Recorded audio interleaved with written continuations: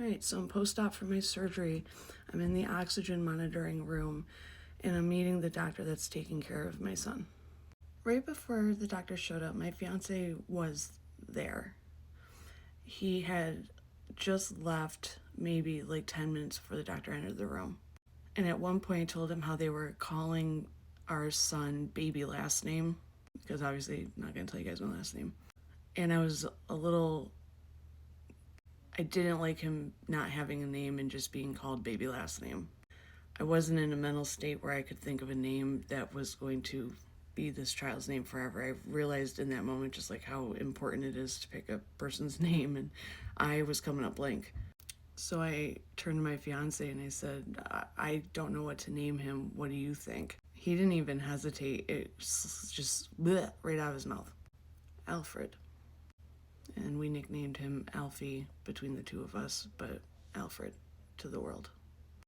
And I don't want Alfred's death to have been for nothing, so there's a lot of reasons why I am choosing to talk about this here, and that's one of the big ones. Is I want Alfred to be known that I did have a child.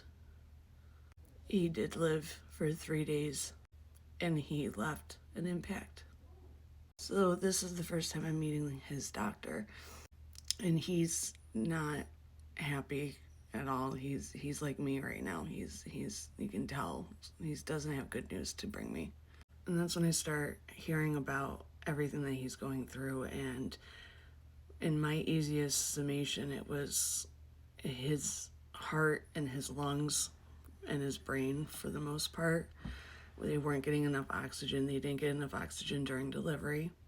They weren't seeing a lot of brain activity, and they weren't sure what kind of mental deficits he would have had.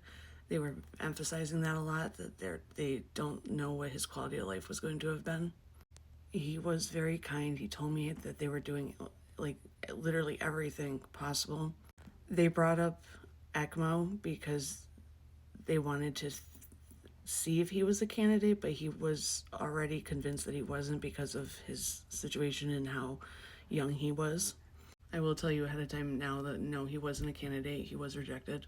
But they were trying a lot of medications and they were trying a lot of therapies to just get his body to work. He discussed with me the decisions that they might have to come to me with. And all the while I'm thinking, I've been here before. The mother that I don't speak to anymore, the one who abused me my whole life, she had a series of surgeries in 2016, and it was sudden, and I had to make life or death decisions.